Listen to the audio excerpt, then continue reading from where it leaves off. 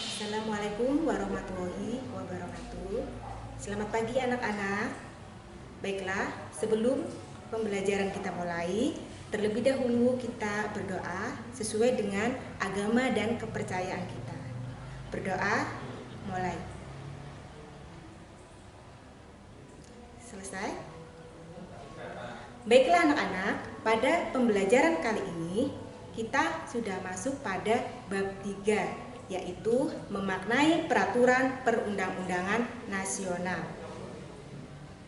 dengan subpokok bahasan tata urutan peraturan perundang-undangan Indonesia.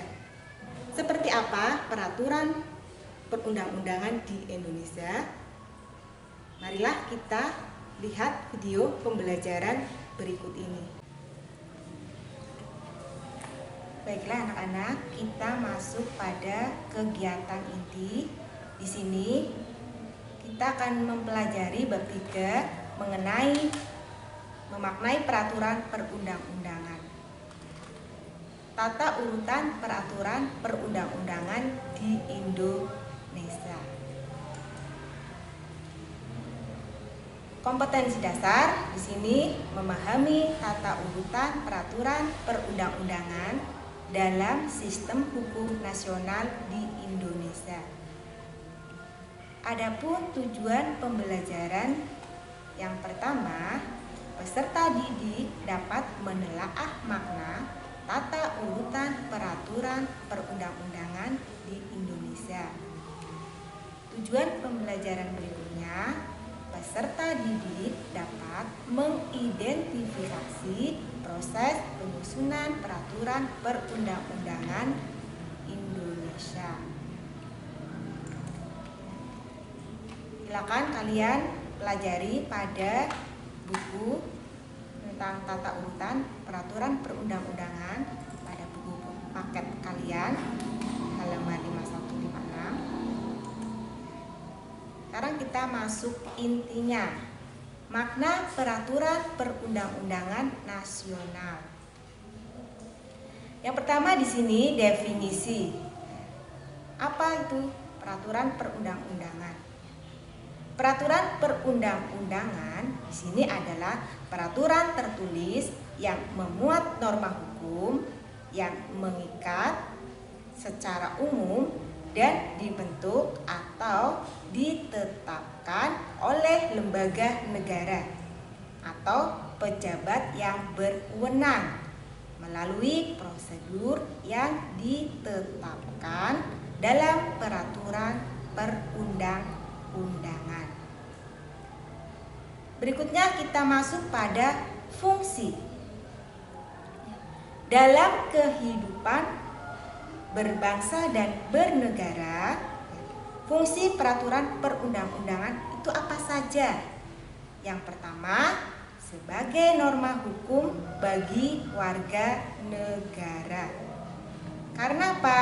Berisi peraturan untuk membatasi tingkah laku manusia sebagai warga negara yang harus ditaati, dipatuhi, dan dilaksanakan.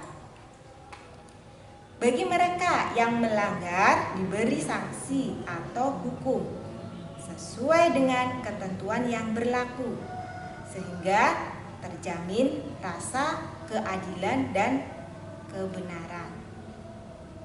Berikutnya fungsi yang kedua, menentukan aturan-aturan yang menjadi pedoman dalam menjalankan hubungan antar sesama manusia sebagai warga negara sebagai warga negara masyarakat.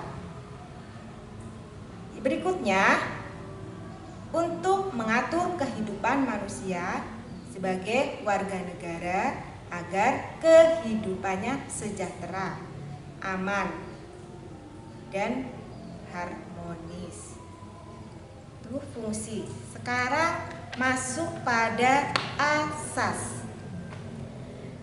Adapun asas-asas dalam pembentukan peraturan perundang-undangan ini sesuai dengan Undang-Undang Nomor 12 tahun 2011. Apa saja asas-asasnya?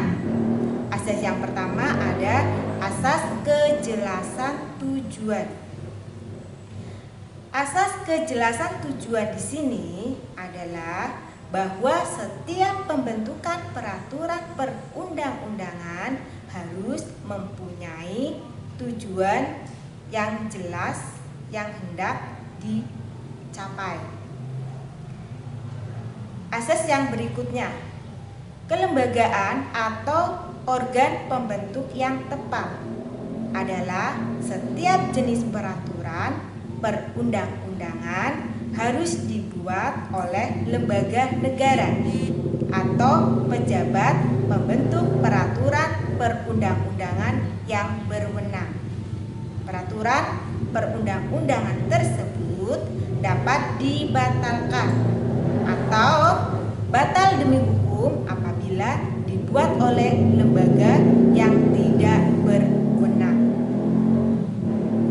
Asas berikutnya, kesesuaian antara jenis, hierarki, dan materi muatan di sini adalah dalam pembentukan peraturan perundang-undangan harus benar-benar memperhatikan materi muatan yang tepat sesuai dengan jenis dan hierarki perundang-undangan.